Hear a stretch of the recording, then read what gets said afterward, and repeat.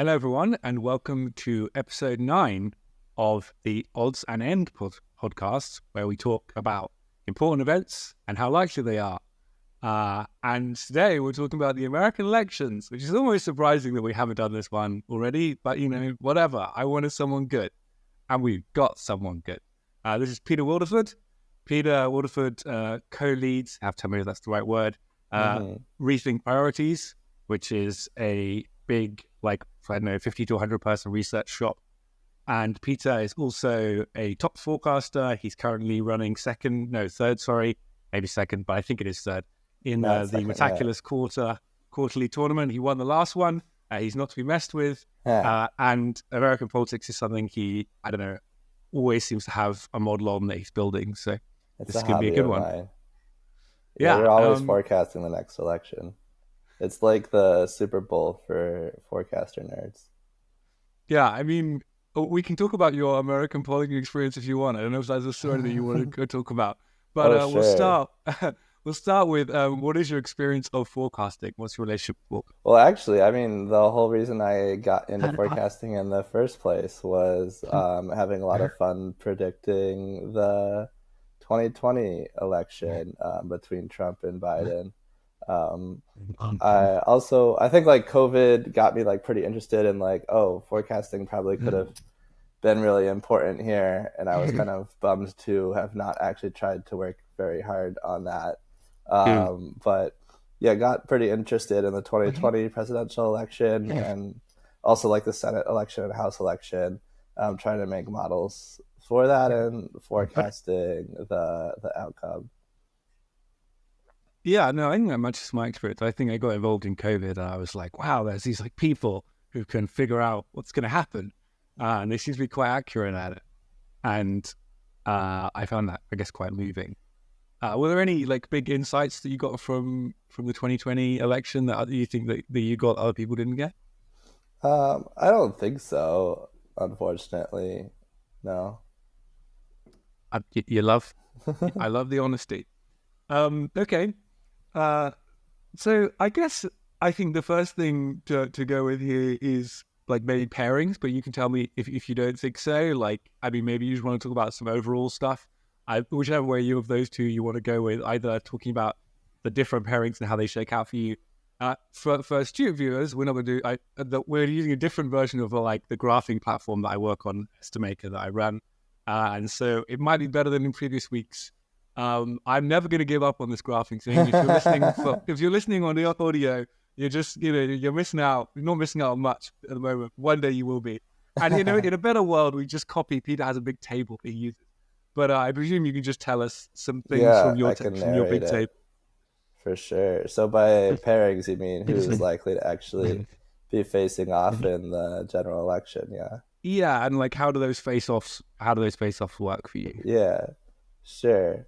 I think one thing I've always been very insistent on that I feel like other people have been surprisingly against is just the idea that Joe Biden is overwhelmingly likely to be the Democratic nominee. So many people thought he wasn't running, even though he literally said he was running, and he is in fact indeed running. Surprise. He did the thing that he said he would do, and surprise, he ran for a second term, which almost every president does. Sure, he's hella old. But so is Trump, and he still is rocking those aviators, and he only trips down the steps 1 out of 10 times. So I think he's what's your odds of Biden being the nominee? Yeah, I would say 92% that he ends in the Democratic nomination. And honestly, I hate to say it, but pretty much all of that 8% is him getting old people things sick or dead. And I think maybe a very small portion of it could be some sort of scandal, maybe the Hunter Biden thing really is super, super bad. But I think that's less than 1% likely to. Yeah. I can't remember if it was you or somebody else, but I did act on this sort of insistence that Biden is indeed, and I have made, several $100s of real money. Yeah, a lot of manifold money, fake money. just by betting. I think there were those markets for a really long time that were like 30%. Yeah, I don't. Absolutely mad. I mean, I don't understand it. So this is completely not investing advice, but you can still head to Predict It right now and buy Joe Biden will win the Democratic nomination. It's currently at 70 cents. Yeah, I this bought is it. not investment advice, but it is epistemic advice. And if you don't know Yeah, how to turn epistemic advice into investment advice, I can't help you there. We're that's not giving investment advice, but just as epistemic advice, yeah, it's more likely yeah. than that. Do your own research. I think that's what they always say. But I mean, I bought this when it was like much closer to 60 cents, and I don't. Yeah, I don't understand people's insistence. Like, first of all, like so many people thought he wouldn't run, and then now, like, I really don't like what is that 30% outcome that they think Biden's just gonna like drop out? I don't see it. Yeah, I think Yeah, uh, I always use markets because I'm an American. uh, I'm a predicted guy. yeah, I know. But I should use Betfair because they're much bigger. Biden is only running at 74. I still think he might be higher than that. Yeah, Because well, the UK I markets, I think, are still better traded than the American ones. that Because makes people who don't sense. know the specifics, predicting you're only allowed a maximum amount of, I don't know, Peter, right? On the market, 850. right? On every market. But, Yeah. so even and I imagine the Betfair will be even lower Uh, than that. So, yeah, I mean, you're yeah. right. People So are assigning 25, 30% chance to something. I mean, Um, yeah, I yeah. really don't know. So I mean, it could be again that Biden dies or gets too sick to keep running. And you can look at actuarial tables or something like that. First of all, excuse me, actuarial tables will never actually get you all the way down to 70 cents. I don't know what. I still don't really get that at all. But I think people are kind of naive with actuarial tables because those tables represent kind of the average, typical American. And Biden, like, we already know a lot about his health. Like, it's not the best, but it's also not bad. He's not like a heavy smoker. He seems to be like somewhat lightly physically active still. And also, he is very wealthy and he has access to top of the line medical care. The typical person in the actuarial table is probably a much heavier smoker, has much less access to medical care, also probably does much less preventative care. Like Biden's getting checkups all the time. Yeah, Um, and if I recall correctly, also in both cases, both he and Trump, I think but all of their parents lived above 90. I think I seem to yeah. recall of an article. Yeah, I think Nate I think Silver. Biden's got the longevity to make it through another term. Another kind of controversial take that I think is completely obvious that other people seem to disagree with me on is that if Biden's out, it's going to be Harris. I think, first of So all, Harris gets how much of your remaining 8%? so Harris is at 5% for me. Okay. So that's Biden 92, Harris 5. And Do then you name anyone else, or you just like the yeah, rest of the I'll field? do Gavin Newsom at 2% and Pete Buttigieg at 1%, and then the remaining 1% are wild card. Yeah. Um, yeah, and so I think Harris. So first of all, I mean Harris is unpopular with the public in general, and I think there's like decent amount of Democratic voters that don't really like her, but it's still definitely the case that she's the vice president. And if Biden has issues after the nomination is over, like she's guaranteed to be the replacement. If Biden has issues before, I mean, I think she will have be strongly supported by the party. She also, again, like she has this vibe of being unpopular, but she does poll better than any other non-Biden nominee by like a pretty sizable margin.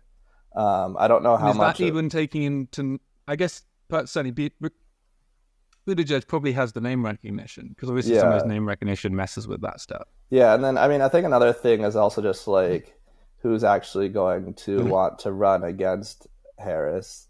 Yeah. Um, yeah, and so I mean, I think Gavin Newsom's name gets floated around a lot. I think first of all, like he's clearly making a brand for himself, a national brand. He clearly has presidential ambitions. But first of all, I think he's going to be a lot less popular than people think.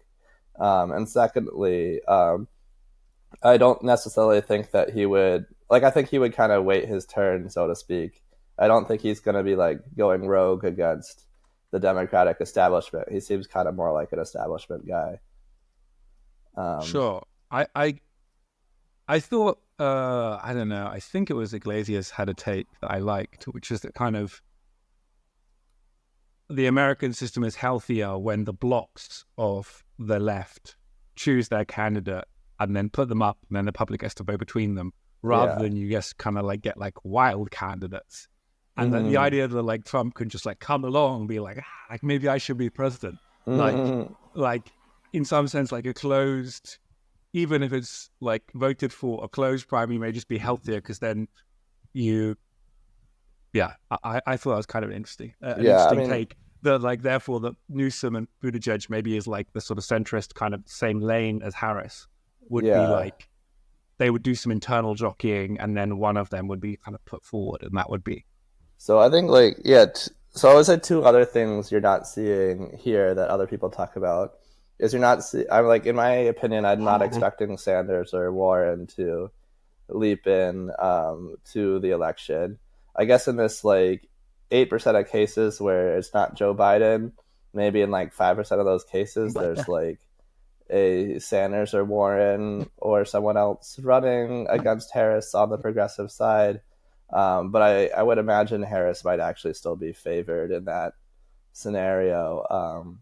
you don't even think that's very often at all. I mean, I guess Yeah. it's curious to me. It feels like, yeah, like why wouldn't Bernie try and run?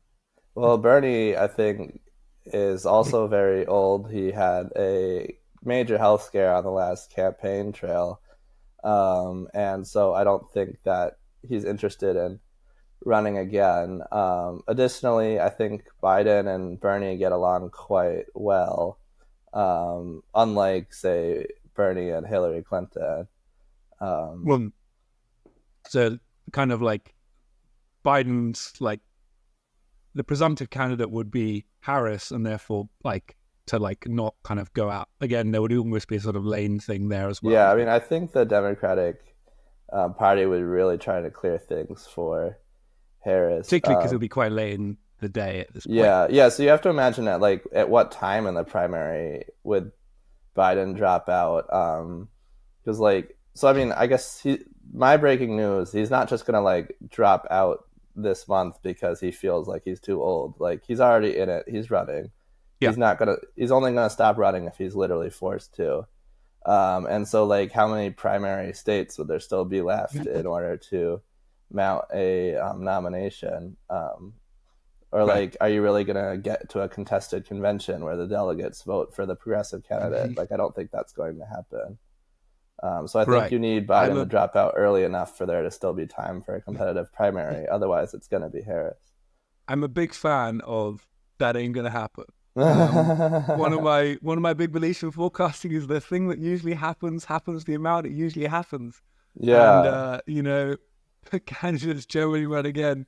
And I have been saying this. It was like this wasn't even my take; it was either your take or someone else who knows. But yeah, I mean, I have been saying for a long time Biden is probably going to be the nominee. People generally run again, and they generally get the nomination the second time.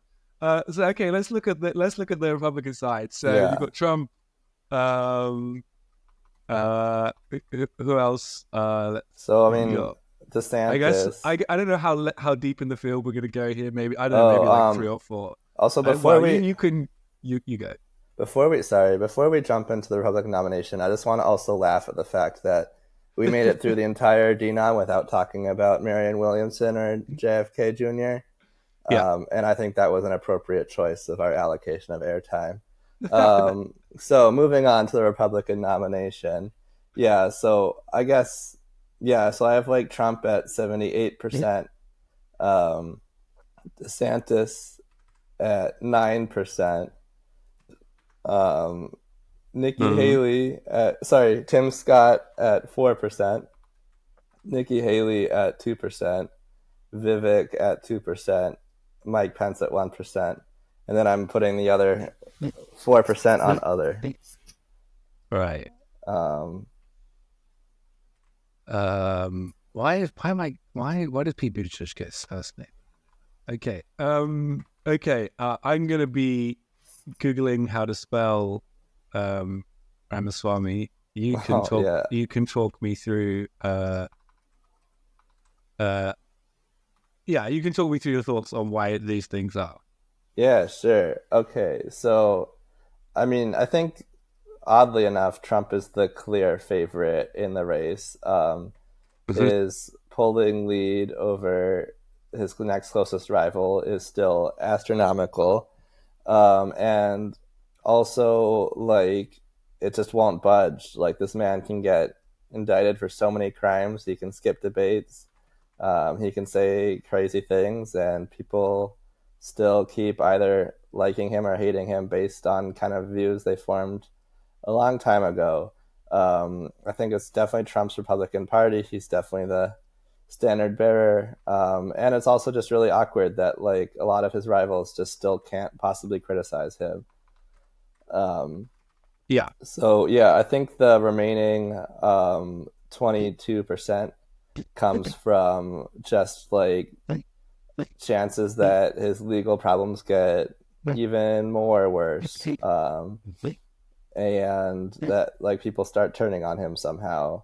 I don't exactly know how that would happen. I'm imagine if it was going to happen, it would have probably happened already. But like, I guess it still could happen. I mean, this man has affairs and stuff, and people still love him. So like, I feel like if 1/100th of what happened to Trump happened to any other candidate, their political career would be over. But Trump just keeps on trumping. I think in terms of being a Twitter poster, Trump is the best ever to do it.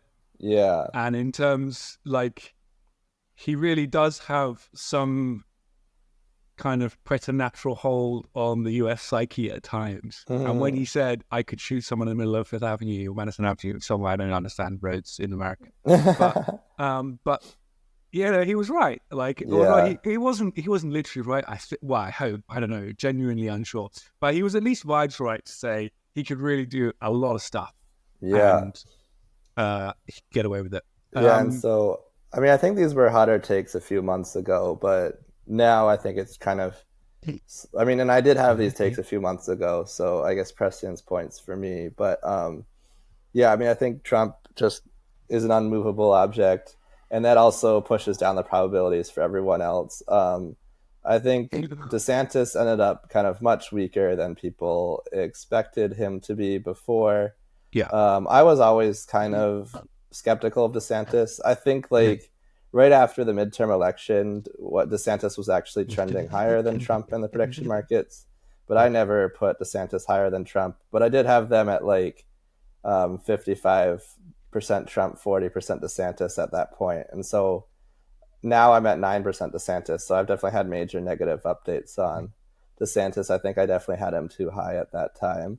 Because he's just like, he's not good at campaigning. He like cannot say anything bad about Trump, and a lot of his supporters just go to Trump. And it's just like not really clear what he's doing. And I think he really focuses on cultural issues that may play well in coastal Florida with those Republican elites, but just don't really resonate in middle America.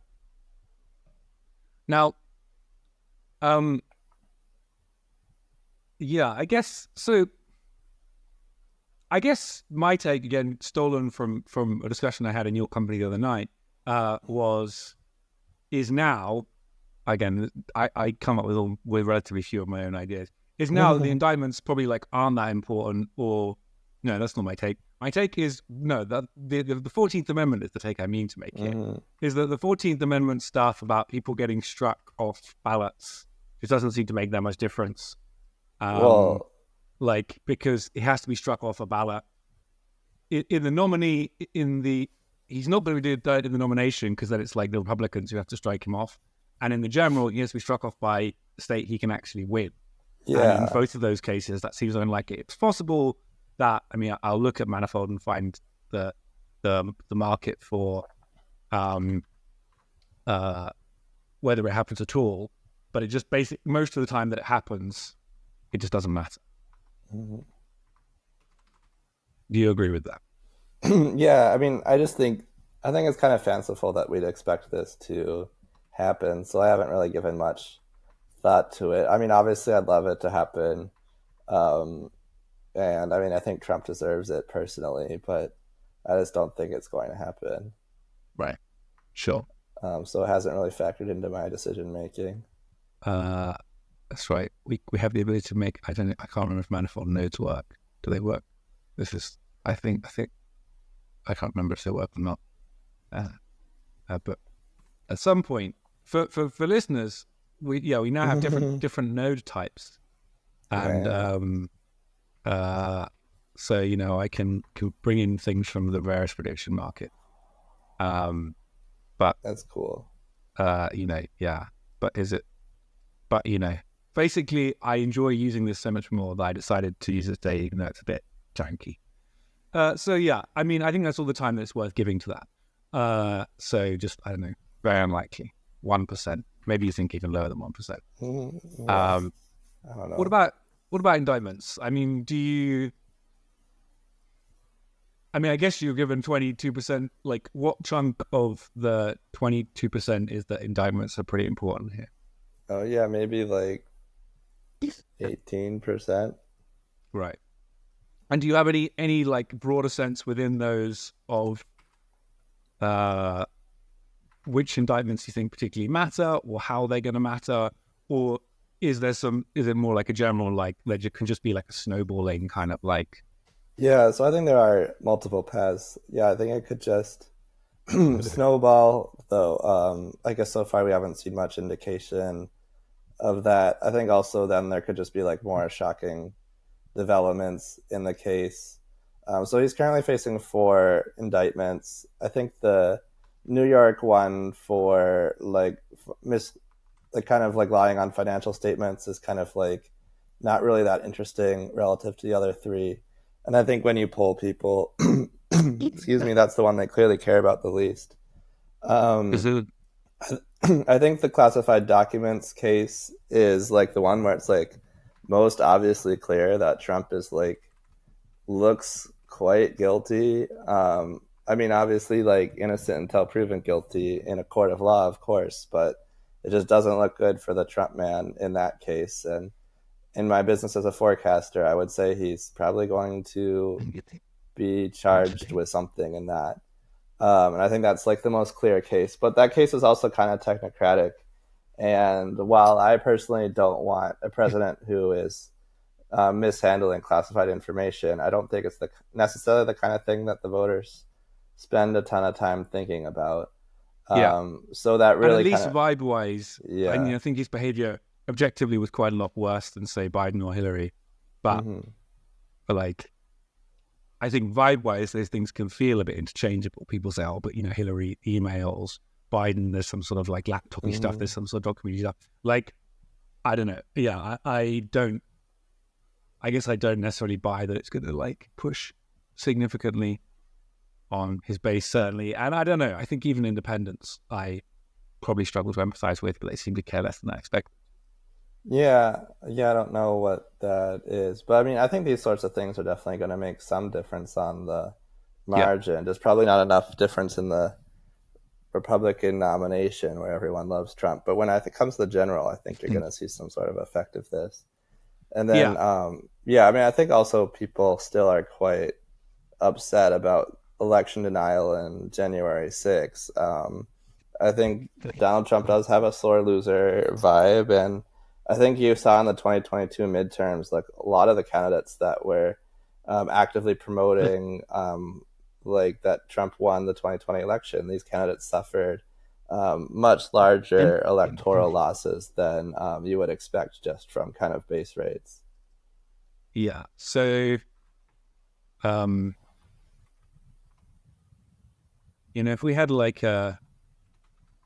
key reasons, we might start to build this up over the discussion, but if we imagine in the like, therefore the big world where it's Trump, Biden, and Trump loses, I think we're going to end up with a discussion of key reasons are going to be like abortion,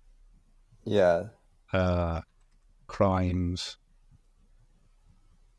and like, I don't know, election denial. Probably also the economy and age. Yeah, and the economy. It's always the economy. Yeah. Well, I don't know. I think the economy is racing back as a thing that matters a lot. Yeah, definitely. Okay. Well, wherever the economy is, it will matter. Do you think? Are there anything else where, like, I guess in my mind, again, and maybe it's just common sense to people, but basically, if Trump drops out, DeSantis is like pretty well liked, and like a lot of people, he's just like much less popular than Trump. But like, he's the only. I think he's the only candidate who, you know, I listen to podcasts sometimes, and you know, he's the only candidate who really, like, regularly people in sort of approval style questions, like more than half of people say, yeah, I'd vote for that guy. So it seems to me that if Trump drops out, probably then just DeSantis gets it by virtue of being like the person who can secure most of the Trump vote. But then it like genuinely becomes like an actual fight. Yeah. I mean, I'm not sure it's like inevitable that DeSantis would get it. So yeah, I'm looking at favorability numbers now. And you're right that DeSantis is the only one who's above 50% favorable when you include people saying they're unsure. But Tim Scott, Vivek, and Nikki Haley all have about 47% favorability with like pretty minimal unfavorability. So like for Tim Scott, the breakdown is 47% favorable, 13% unfavorable, 39% unsure. And then if you like allocate that unsure as like a breakdown, that actually makes Tim Scott the most popular candidate at 78% of people who have an opinion of him liking him, compared to only 74% for Donald Trump or 74% for Ron DeSantis. Yeah, so the name recognition thing. Yeah, and the name recognition will probably change as the race goes on. I mean, I think if Trump did drop out, I think that, first of all, whatever made him drop out would just have enormous implications for the rest of the field, and I think would be like a pretty massive shakeup, and like almost anything could happen then. I think another thing you can do is actually just kind of explicitly look at polls where they ask people like, what's your second choice? I think not everyone who votes Trump is saying their second choice is DeSantis. There's definitely a lot of interest in Vivek and a lot of interest in Tim Scott and some interest in Nikki Haley. Yeah, I mean, my Vivek take is like, Vivek isn't running for president, he's running for cabinet. Yeah, or vice president. Yeah, I guess actually, maybe just you and I don't think Vivek is going to win, but I thought that was actually kind of a hot take because he's at 11 cents on Predict It, but I put him at 2%. Oh yeah, that's true. Yeah, so we should probably at least talk about that. Yeah. I mean, Vivek is a media darling. I think a lot of journalists out there are kind of bored and trying to write about something. It is really a boring race, honestly, if Biden and Trump are so likely to win. But journalists aren't allowed to just say, please wait for the Trump-Biden matchup. There won't be any election reporting for the next year. So they have to come up with some stories. And so they write about Vivek just because he's like kind of new and interesting and bold. I think also like a lot of the people I hear about, a lot of the people you probably hear about if you're listening to this podcast are like people who are really online. And people who are really online are not the kind of Republican base, but they are the people you hear about. And the people who are really online really like Vivek. This was also kind of true of DeSantis. I think there's sort of bubbles of these candidates where they're really liked by highly educated, like some people who have college degrees, people who use Twitter, they like DeSantis, they like Vivek. They're a lot more likely to dislike Trump. And so these candidates appear to have more power than they actually do. So I'm kind of expecting Vivek to kind of not actually really have solid support beyond just college-educated Twitter conservatives. Yeah. I mean, he's kind of, you know, he's like a Ben Shapiro. He's like, he's a college debate kid. He's a fast-talking, controversial, Yeah. and the fact that he's not remotely willing to criticize Trump, in fact, is like a kind of a big Trump cheerleader. Yeah, definitely. So I mean, if I can give you my other hot take, Yeah, is that, I mean, so first of all, like, to be clear, Trump is quite likely to win, and the rest yeah, of this discussion has just been like interesting, but ultimately not consequential. But insofar as I am actually bullish on someone else more so than the field, I actually kind of am a Tim Scott fan. I mean, not like fan as in like I want to vote for him or I like his policies, but fan as in I think he has more is of a shot than underrated. people. Yeah, he's underrated in likelihood to win. I think if you look at Iowa polls specifically, he actually still is third place in an average of Iowa polls. So I think it's possible that we see the Iowa election and then Tim Scott gets third place. Maybe more people are looking at him. It's not out of the question that he gets second place, though that would be a bit of a stretch. I guess it's also not out of the question that he gets like sixth place, in which case this theory is dead. But yeah, I mean, maybe people will be paying more attention to Tim Scott. I think there's also a dynamic where I think this is true of Vivek as well, where I think the conservative Republican base kind of really likes it when non-white people are able to affirm their anti-woke views. Like, it just comes a lot better and it appears a lot less racist when it's not being said by a white man.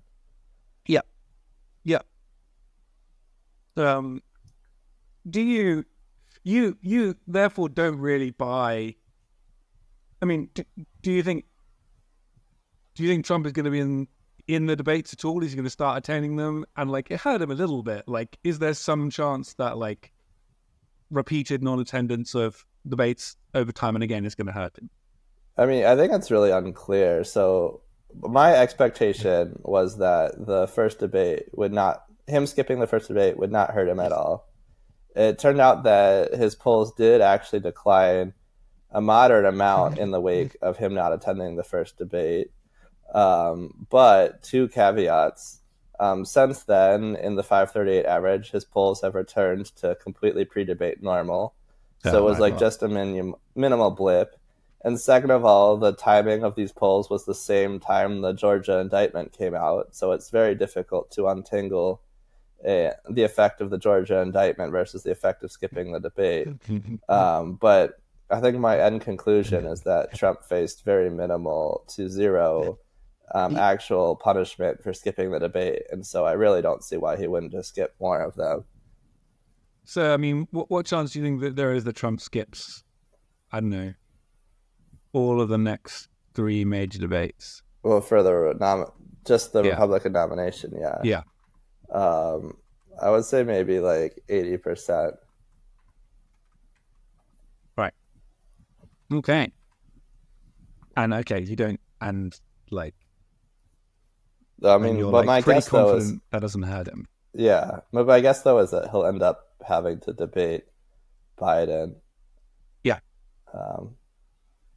Okay. So you want to go ahead? Yeah, let's do the pair. I don't know if I'm actually gonna do like the functions to make it all work in this one.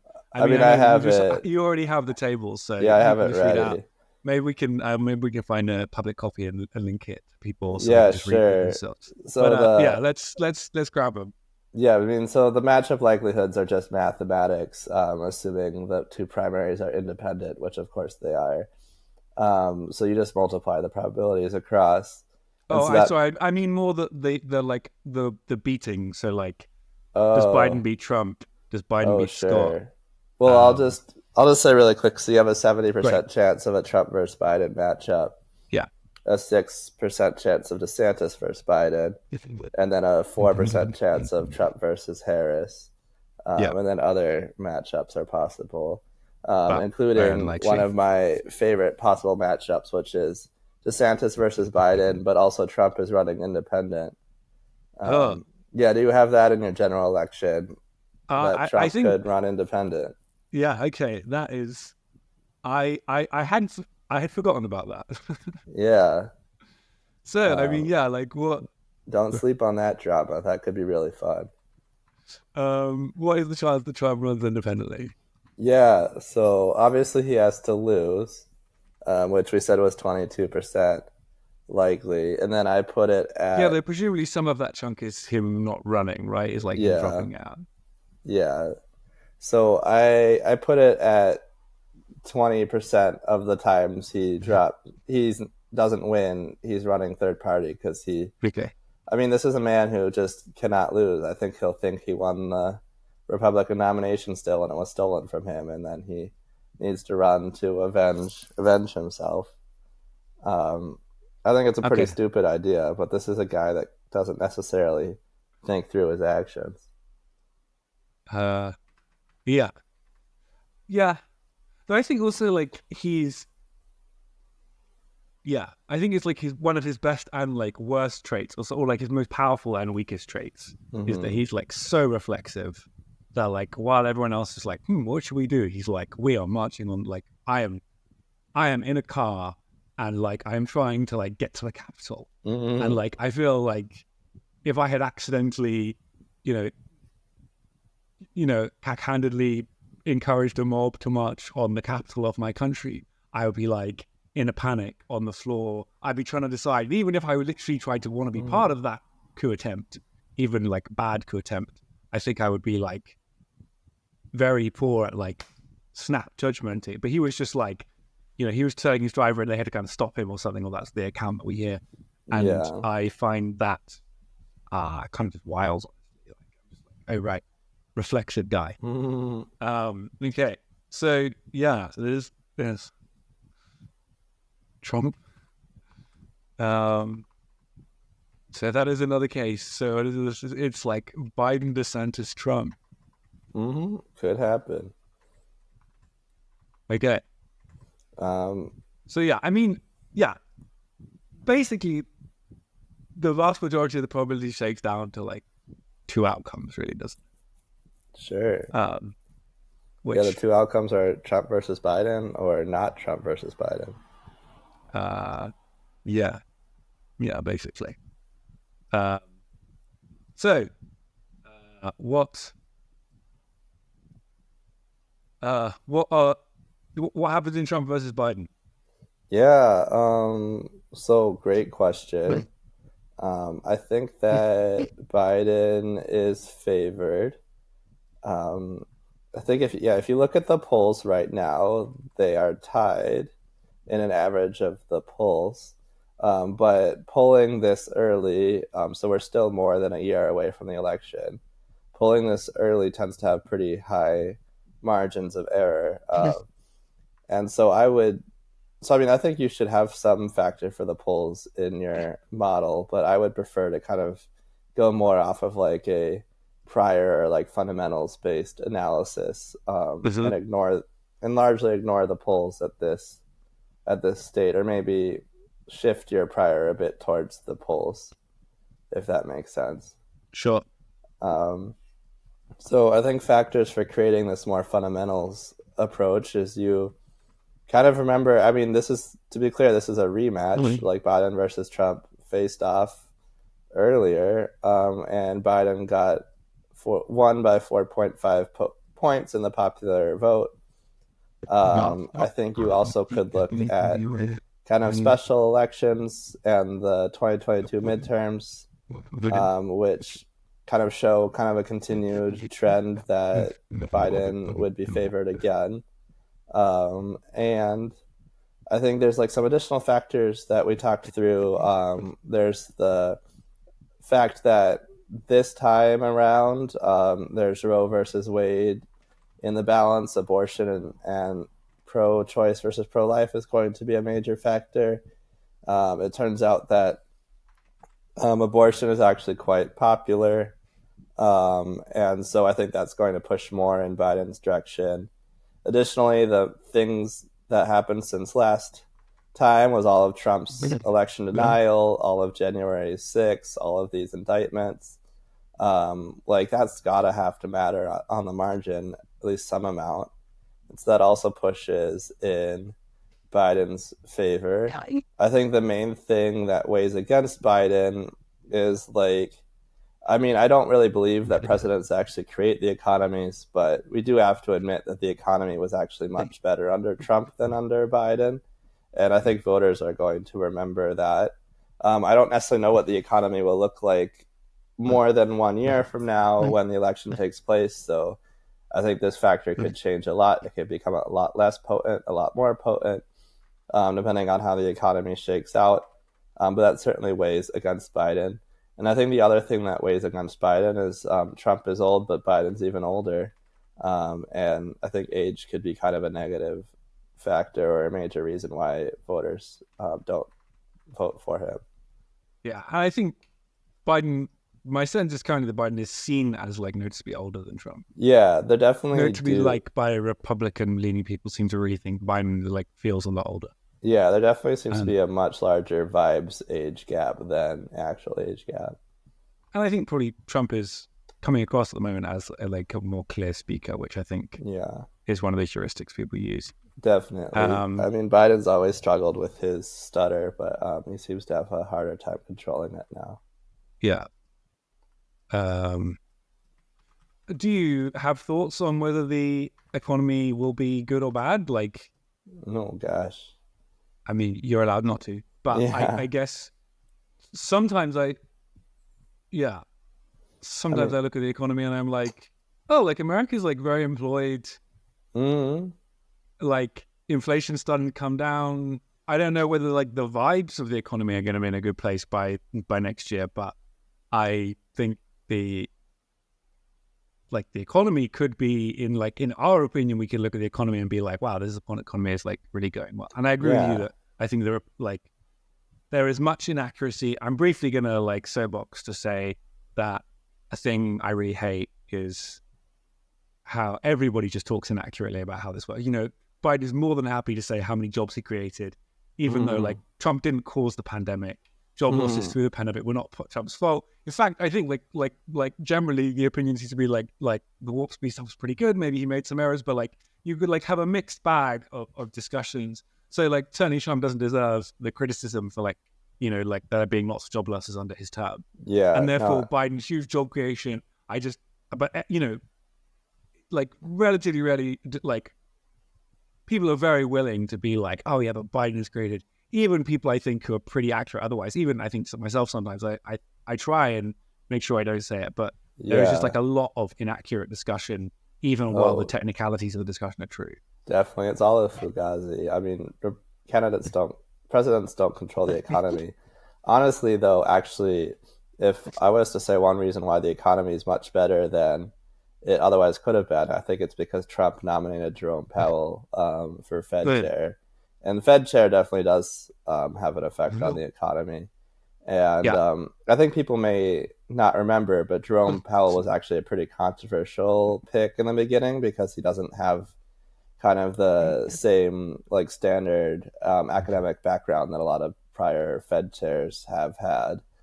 And then he actually kind of took a more like kind of like during the pandemic recovery, like kind of took like a pretty strong approach there. And then also kind of now has just been batting back inflation pretty surprisingly effectively. And it was good that Biden renewed him, I think. Definitely. Yeah, the notion of an independent Fed chair that's not partisan, I think I'm glad Biden stuck with that. In fact, I guess I certainly think probably that the president should have less power over removing that person probably than they currently do. Yeah, right now I think in the UK it's like pretty hard. I think it's an independent board in the UK or something. So basically the prime minister can't remove them easily, or like it costs them. That does sound nice. Yeah, right now I guess in practice the presidents don't remove them, but that's like powered entirely by norms. Yeah. And not by law.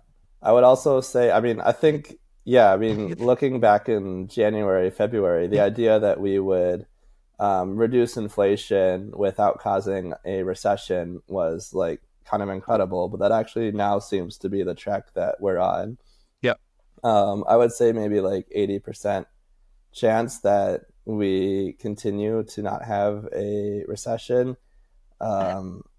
And that's not really based on me being a terrific economic analyst. That's based on me mainly going off of what Goldman Sachs says and market prices. Sure. Yeah, so that does mean there's some 20% chance that things get notably worse, which would be bad for Biden.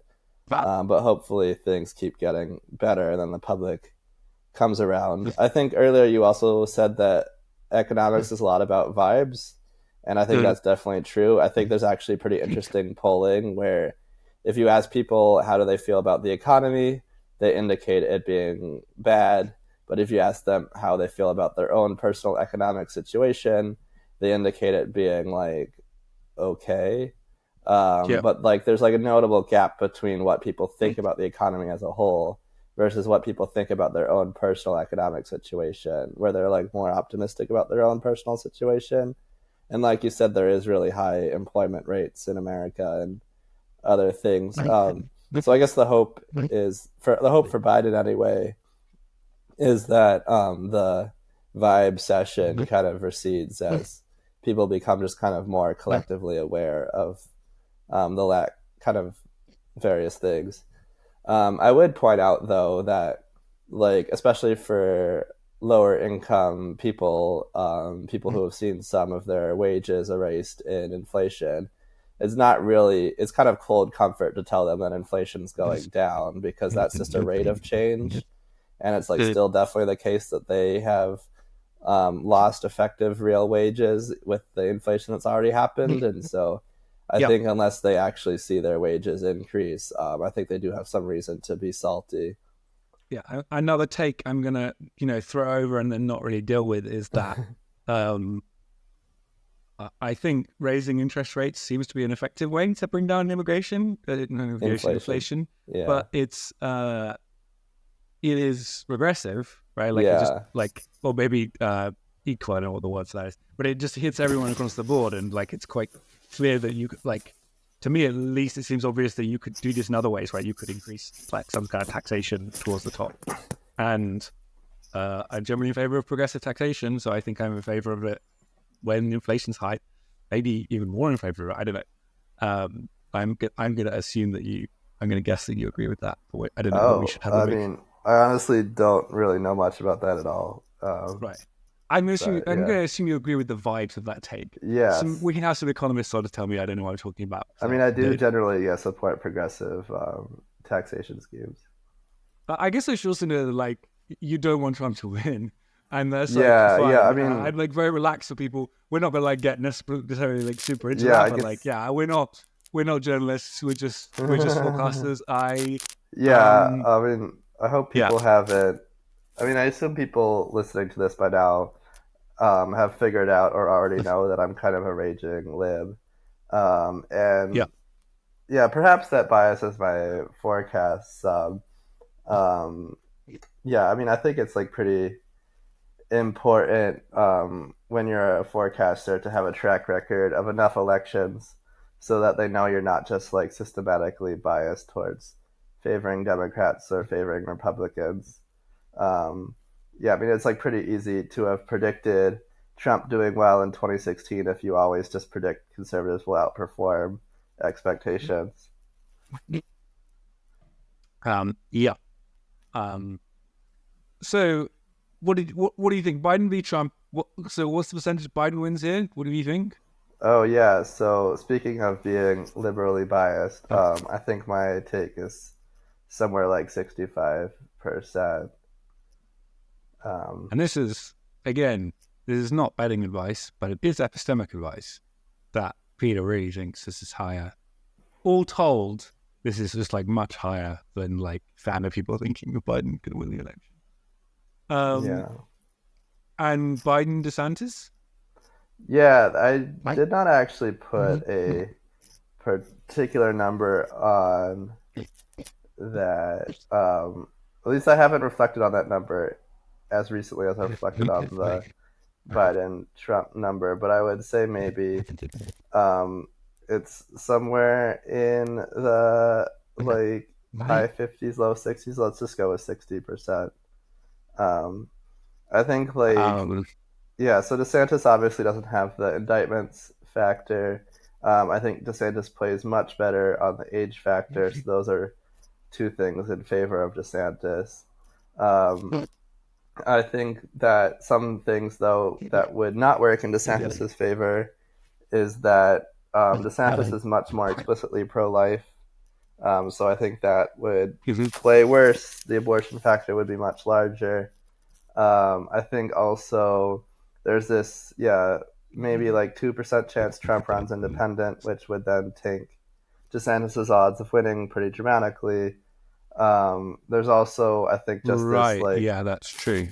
and maybe this other big thing we have to grapple with is whatever seismic event led to DeSantis to beating Trump has implications, and presumably the Trump base is pissed about this and are not going to be excitedly voting for DeSantis. Um, so I mean, I think one of Trump's biggest strengths is that he has these like diehard fans that will come out and vote for him, but don't usually vote all that much. And I think you kind of saw this in the 2022 midterms, somewhat. Yeah. Yeah. Do you want to just briefly tell, like, if people don't follow that really closely, like what happened? Yeah, actually, the 2022 midterms were pretty interesting. I think there was kind of, I think the evidence now has been pretty clear that Democrats did well mainly by persuading independents. So things like the abortion factor, I think, were pretty huge for the 2022 election. I think things like the indictments factor or just like election denial. Well, the indictments didn't exist then, but the whole idea of like January 6th and the election denial, I think, really pushed independents again in favor of the Democrats in enough on the margin to make them keep the Senate when they otherwise wouldn't, and do enough to only lose the House by 5 seats.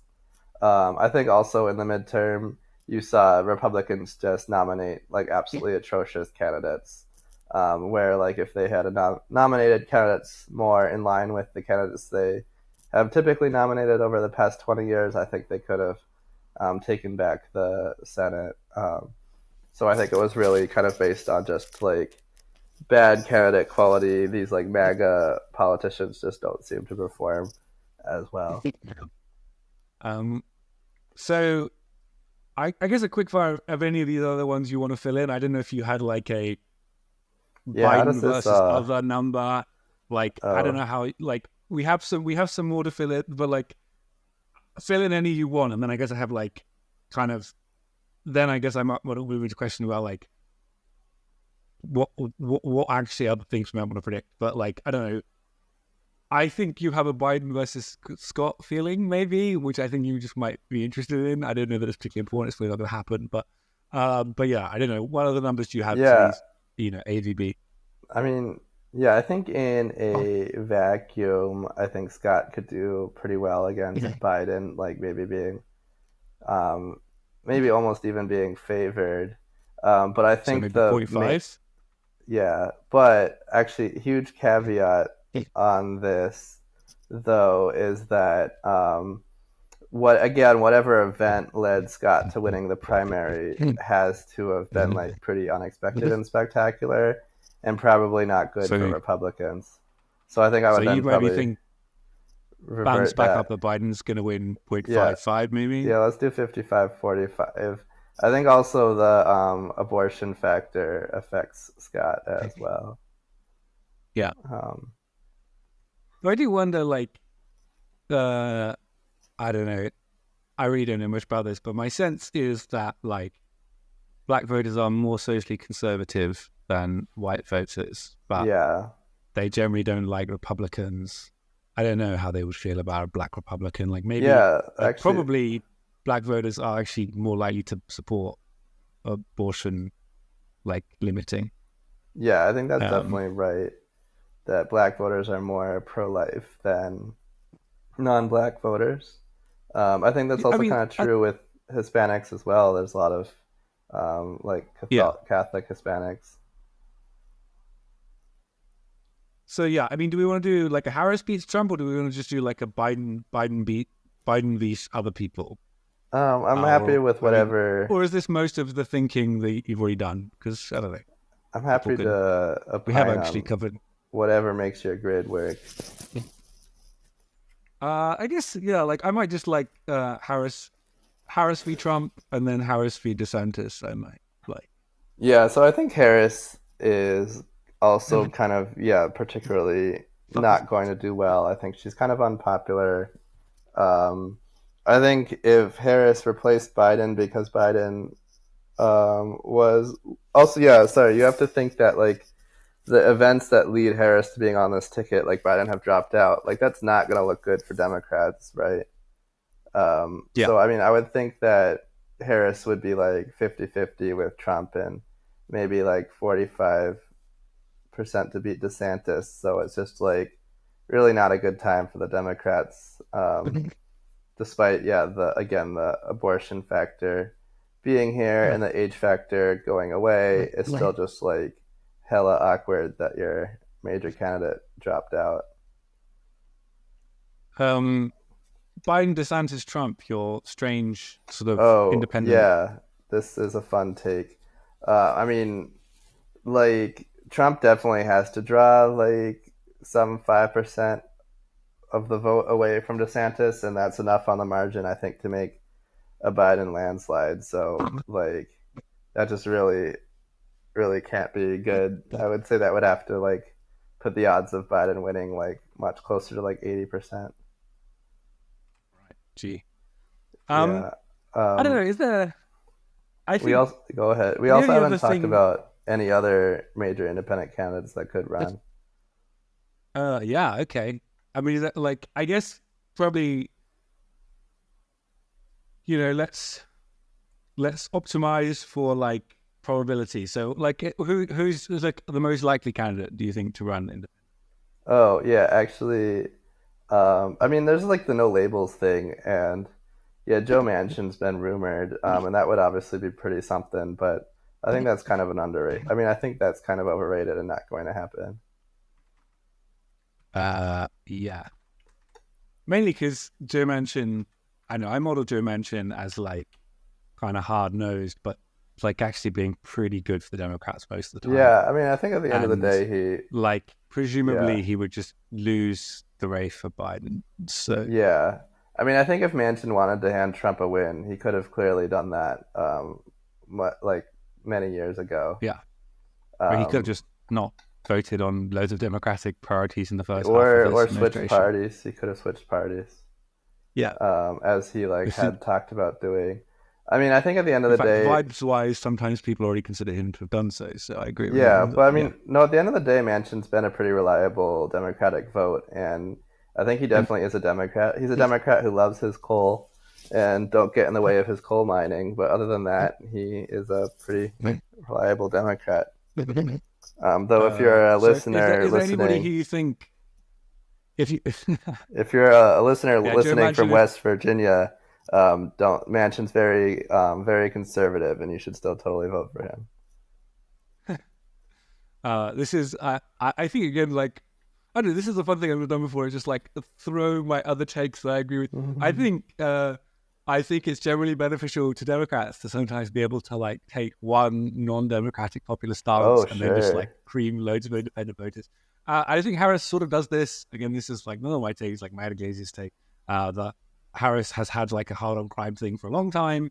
yeah. Before it was very unpopular, and then before it was sort of like a bit more popular again.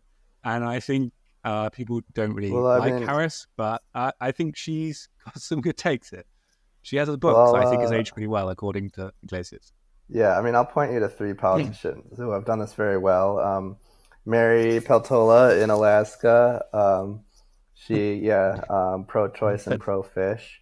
Um, she like was able to win as a Democrat in conservative Alaska. Marie Gluesenkamp Perez, I think, has been like the most conservative Democrat. She won a House race in a pretty conservative district this in 2022, and I think it seems like she's doing well, kind of by just really taking a lot of conservative stances and stances really particular to her district, while also being a good Democrat. And then thirdly, Jared Golden in Maine, like he's come out hard against, say, like student loan debt relief and some other Democratic priorities, but he still is a Democrat House candidate winning in a very conservative district. And so I think these three politicians show you kind of a good path for the Democratic Party, that if you want to control the House, if you want to control the Senate, you're going to have to win in more conservative areas. There just aren't enough like hardcore liberal areas for you to hold Congress while still being hardcore Democrat. And so you need politicians like these who can be on your side but still sort of win more rural conservative districts. Yeah, I mean, it might be worth, I don't know, just a minute on this, in that, like, I mean, the desire is to have people who outperform the president. Like, like, it's good to have, and also if you had more of these people, then you'd have more choice. You know, if there was like a 60-vote Democratic majority, or, you know, if you're a Republican, a 60-vote in the Senate Republican, you just like have a lot more. You sometimes be even theoretically able to break the filibuster, and then like a lot of time you just like have a lot more choice in the middle, right? You wouldn't have to like satisfy just, you know, the 50 vote. You could like have 3 or 4 people you could pick between taking their sort of like state-based demands. Yeah, I don't know if you want to add anything to that. Like, that's like, no, I think that makes a ton people of just sense. underrate. Yeah. So is there any, you know, I think we're probably like wrapping up now. Is there any independent candidate you think is like, I don't know, more than 1% likely, other than Trump, which you put at like 4% seemingly? No. Yeah, not The Rock. Well, actually, to be guess, clear, I think I mean like major independent candidate, like someone who's capable of getting more than 5% of the vote. I mean, there certainly are going to be like your Kanye Wests and other things. Right, yeah. I guess there'll be a libertarian candidate.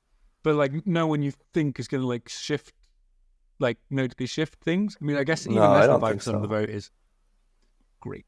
Yeah, I don't think we're on track to have like another Ross Perot or anything like that. I guess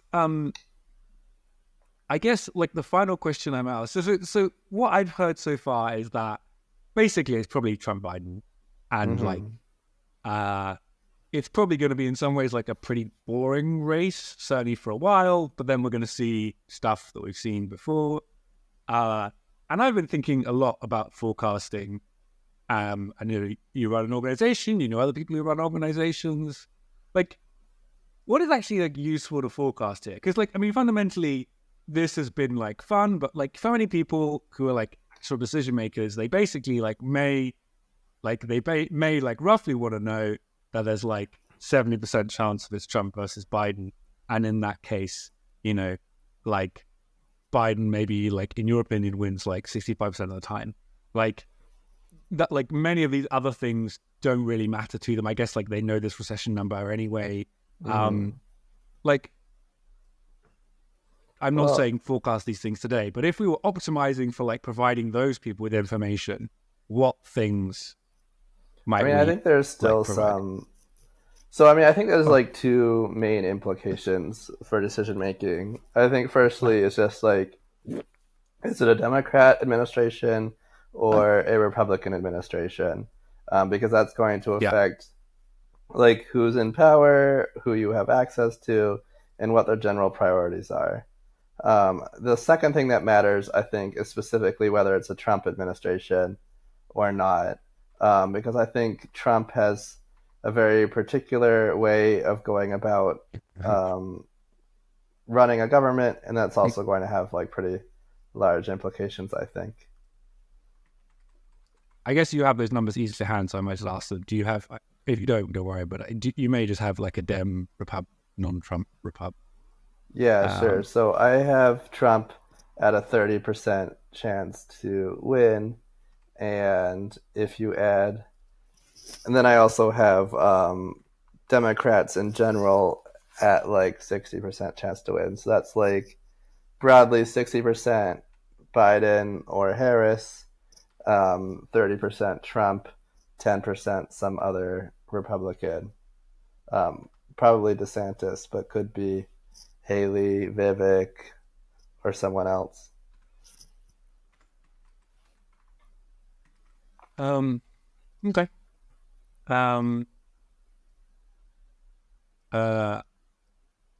Yeah. Okay.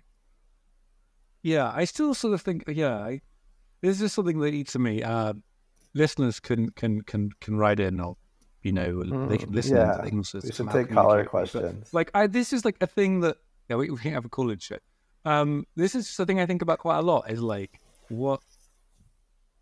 what things could you send back from the future about this? I guess this gives some touch points if we start to see the indictments, if we actually start to feel some momentum gathering over this. If Trump keeps missing debates and then that starts to go badly for him, I guess if you're a Republican strategist, then Pete doesn't want you to hear any of this. But this for pure information's sake, this podcast has been restricted to Democrats only. There is quite a lot of information here that if Peter's right about it, you should do things. But I guess, in my opinion, you should have been doing things for a while and you haven't been. So I don't know what you've been doing about that. What else? Yeah, I guess it's just it's lazing. I don't know. This is I just think this is a quite interesting problem. Is imagine that we were perfect forecasters. Imagine that Peter really knew the answers to specific questions from 3 years time. What actually useful things could you dig out about? I guess policy stuff. We could start to do the yes and of how many will Biden win the Senate? Will Biden win the House? Do you have those at hand? Oh no, we're not I going to discuss haven't them if you actually do, worked on that yet. It's still pretty well. early. I guess that's one that might be interesting later. Let's do another podcast. And I guess then we can do some policy stuff. Right. Well, Peter, unless you are raring for another 20 minutes that we can share by, I sense that's not the case. I could be wrong. I think Peter will be honest with me, even though I'm forced to be honest with me in front of a group of people. So I think maybe we should pull to a close. I'm quite happy to go on, but I sense. I mean, do you want to talk about particular states Biden may or may not win, or should we just wrap it up? Let's talk about that. I don't really understand America as a country. I'll teach you the geography. I am, by reasonable definitions, half American, but wow. I don't really understand the UK as a geographical space either. So I don't really think about states. It's just always kind of a bit too abstract. Sure. People do, don't they? People talk about states. So talk to me about some states. For all your non-American listeners, I'm happy to report that America is made out of 50 different states. When we vote for president, all these individual states vote for president. And the states are actually assigned different numbers of points. It's like a fun little game. And you add up all the points. And whoever gets the most points, as long as it's over 270, wins the election in an electoral college. Yeah, unless Mike Pence has the courage. Mental parts about this, because in Britain you have also kind of points. There's a number of places, and everybody's a place, and then they just all sit down, and then they can choose the prime minister. But in America, these aren't actually points; they're actually people, and the people can, if they want, so they rarely do, but sometimes they do, vote for different people than they're meant to vote. Yeah, so you're. And then also, if you don't get enough. If you don't get enough to cover the threshold, which again is pretty rare, if you don't get enough to cover the threshold, there are all sorts of absolutely bananas stuff. So you can Google that stuff if you want. I agree that most of the time it's just points. Sometimes it's really not. Which states are the important ones that are toss-up ones, and where are they going to go? Yeah, so I think the toss-up states are basically Pennsylvania, Wisconsin, Nevada, Arizona, and Georgia. And those are the ones that people debate about, and those are the ones that will probably swing the election. Though it's possible that I think Michigan and North Carolina could be pretty interesting too.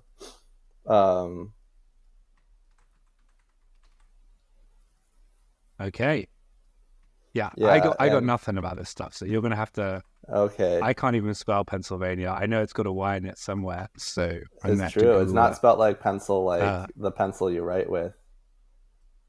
Yeah, not at all like that. Mm-hmm. I had to Google Haley. I wasn't sure how that was spelled. So that's the level of spellability I have. Everyone, I can't spell any of That's these words. okay. I think I've got most of these right. So it was these 6, right? Have I missed any? Yeah, so yeah, Pennsylvania, Wisconsin, Nevada, Arizona, Georgia, and then maybe Michigan and North Carolina. Arizona. Yeah, it's a good one. And okay, do you want to talk me through these? Yeah, And feel free sure. to give people how your wisdom differs from conventional wisdom. I Yeah, my don't wisdom know does that. differ from So conventional wisdom. So I think, great. um, all right, so let's go. Wisconsin voted for Biden last time. I think it will vote for Biden again. I'm like somewhat 60% confident in this. I think Wisconsin And we're saw, doing Biden Trump here, right? yeah, yes. Yeah, we're in the Biden Trump world. Yeah. Um, yeah, it was a very close And state in the it's last Biden Trump world, election. and we're just living in it. Yeah, exactly. Was it? But I think you saw in 2022, Wisconsin kind of moved a bit left, and that was mostly because of this abortion factor. Um, Yeah. yeah, and then I think um, Georgia is also pretty interesting. I think, yeah, like that actually might be a more pro-life leaning state. So I don't think the abortion factor is going to matter here very much. But there is something weird happening in Georgia, which is just the Trump brand just doesn't seem to work very well in Georgia of all places. Surprisingly, like most of his nominees that he has endorsed for elections have lost in Georgia. It's a huge standout compared to other states, um, Yeah. and notably, David Perdue won his election for governor despite kind of getting into a pretty high profile fight with Donald Trump. And so I Is don't it? really know what sort of factor is happening there, but Georgia just doesn't seem to be a state that likes Trump. So I'm actually still some 60% chance that I think Georgia goes for Biden. Good. Is it? What else? And then Arizona, I think, is indeed pretty toss-uppy, but I will say I think there's like some 64% chance it goes for Biden. I think that abortion's kind of going to be somewhat of a factor here as well. And then speaking of abortion being a factor, I think abortion is very popular in Nevada. Um, and I had given scrolling for prediction Biden a 74% chance of winning Nevada. And I think Nevada wasn't as close as some of the other states in prior elections, so I'm kind of struggling to understand exactly why people think Nevada is so much likely to be a toss up. Maybe it's like demographic trends in Hispanics or something. Um, but yeah, it's possible maybe you Oh, can bring right. on a much smarter And guest who would know these sorts of things. I mean, if a smarter guest was to recommend themselves or be recommended, they're more than welcome to. But I mean, Yeah. I don't know. It took me this long. I should see if we've got, I don't know, if we've got betting numbers on those. I guess Predictive might. I don't think predicted as That would individual. just Wait, do they have individual states now? states, yeah. Can they But make anyway, new I guess the markets yet? point, um, my upshot That is though, one where you're significantly above. yeah, And I what would was love to bet Pennsylvania on. here as well? Oh yeah, sorry, Pennsylvania. I think the consensus actually is that Pennsylvania is more of a lean Biden state, so I have it at 70% for Biden. Um,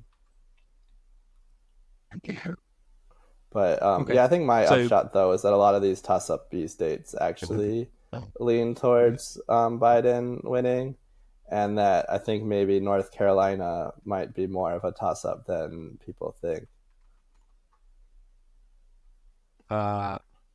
and what would you give for North Carolina Some 37% chance that Biden wins North Carolina. and Michigan? Yeah, sorry, Michigan. an 82% chance that Biden wins Michigan. I think also, Right. again, kind of considered more of a lean Democrat state Yeah. by Right. the official raters, and then I still have it kind of pretty heavily towards Biden. I think you saw in 2022, Democrats did really well here, and I think you can see that. I think abortion access also matters a lot to people in Michigan. I mean, I think a lot of these toss-uppy Um, states, abortion is very, really salient because they kind of face a very real risk that like parties might actually outlaw abortion in these states, or maybe they already have in some cases. yeah. Um, Well, so yeah. anyway, when you add up all the points Uh, together, that's a Biden having 319 electoral college votes compared to Trump having 219. Though of course I should emphasize that this is like a distribution so of you, outcomes. uh, yeah. So I mean, do you have a sense of what your median is? Um, no, I haven't actually done that particular modeling Sure. yet. That's. I mean, I I haven't think done the that big obviously the either. big problem with making an electoral college model is that states are correlated with each other in very complex ways, and so you can't just like multiply Yeah. across the probabilities. And implementing those correlations in a model is like Yeah. actually pretty time consuming and annoying. But I'll probably do it Yeah. eventually. Um, yeah. I having just perused various prediction markets and like betting shops, you can go on Manifold, but that's not real money. I can't see any. Uh, but I'm gonna say two things. First of all, maybe if you message him on Twitter, Peter will be happy to his bet his odds may have changed. This is not still betting advice. And two, genuinely, um, I wouldn't say I have a betting addiction. I don't, but I do have an Mm, information addiction, and at times it is almost crippling. To like, I spend like I have to like ban Twitter basically, for like after time. And again, if you're listening to this and you have either of those addictions, or they make your life worse and you can't control them, please talk to your friends. Please don't bet lots of money you don't have on betting platforms, and please don't waste lots of time you don't have. I mean, genuinely, there were mm, times I used to about earlier this year be spending like 7 or 8 hours a day on Twitter, and that is a mad amount of time, and it wasn't a good thing. I don't endorse it, and I'm yeah, glad wow. when somebody looked at that and was like, "That's just really unhealthy. What are you doing?" Um, and likewise, I basically have to I allow myself a bit of time each day to look at prediction markets, but then I block them because otherwise I could just spend the whole time and it's like not more information. And like uh, I'm not claiming that's like a good or fun thing. I'm claiming that's like a a, a thing I don't endorse often. Um, uh, I guess like Yeah, as a thanks. final point maybe is like so you're like I guess it sounds to me from talking to you that like if we had like a at the end of the election, maybe we were like, what things like really swung this? What were the top three things or something? I don't know. Like I'm not really going to hold you to this because it's like such a weird question. But like it seems to me that vibes wise, you're like abortion is like a really big one, and like maybe crimes are a big one, Yeah, I think and like yeah, yeah. like these things. But abortion seems like one of these ones that like I don't know, like it's not going to happen. But Haley, I think, took a more moderate position. Do you think we're going to see like a more moderate position from the Republicans on abortion in 2028? Maybe that's like that's the question I'm going to ask. Yeah, I mean in 2028, I think that's pretty plausible. I mean, you kind of are in between a rock and a hard place here because like your base is going to be really Mm. animated. You're going to have like a pro life base that's going to be pretty animated by the pro life stuff and maybe kind of turned off Yeah. by you like your more moderate stance. Where on the other hand, you're if you are effectively pro life, you are going to have a hard time in the general election. Um, Mhm. I think also the pro life candidates might have somewhat of an edge in the Republican nomination. That being said, though, I think Trump has actually done a pretty good job of like being kind of ambiguously pro-life and not really making it a big issue. And so, like, it's possible it may be a bit of a smaller issue with him. I think in terms of like what factors decide the election, I think figuring out the size of the abortion effect is going to be pretty important. I think figuring out the size of the indictments effect is going to be pretty important. I guess it depends, on whether Biden gets any scandals or they can create some sort of false equivalence between Biden and Trump. I think the age thing would affect Biden. I'd be curious how big that is. And then lastly, it's the question of what happens with the economy. Yeah. I think if Trump won, it would be because the abortion stuff just ended up kind of not being a big deal anymore, and the economy was quite bad. Good. Yeah, I really have no idea how Trump would win the election unless it was a message of like, the economy under Trump was great, the economy under Biden is crap. Let's bring back Trump to bring back the good economy. Yep.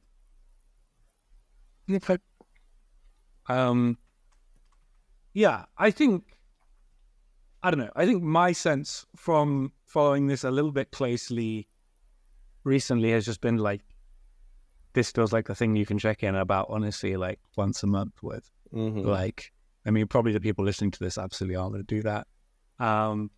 But spend just some time forecasting AI, or like whether China's going to invade Taiwan. Like you got some other cool things you can spend time forecasting.